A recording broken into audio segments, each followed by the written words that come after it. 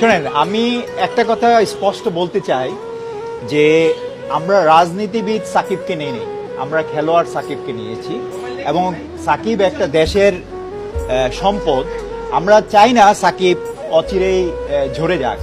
এবং আপনারা জানেন যে সাকিবের অলমোস্ট কেরিয়ার শুরু থেকে আমার সাথে ছিল এবং এখনও ও আশা প্রকাশ করছেন আমার সাথেই থাকবেন।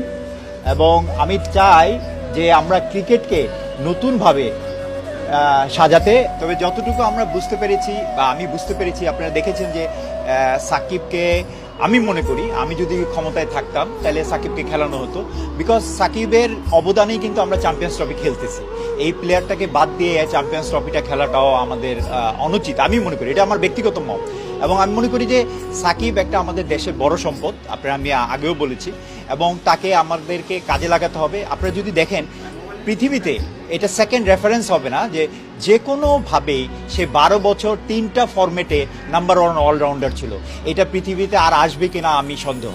এবং ওকে আমাদেরকে অনেকভাবে আপনারা দেখেছেন বিভিন্ন দেশে লিজেন্ডদেরকে পালে, তাদেরকে নার্সিং করে। যেমন মনে করেন টেন্ডুলকারকে বলা হয়েছিল যে ও কখন রিটায়ার্ড করবে, আর আমরা আমাদের পক্ষ থেকে আমরা ফোর্স করি প্লেয়ারকে রিটায়ারমেন্টের জন্য।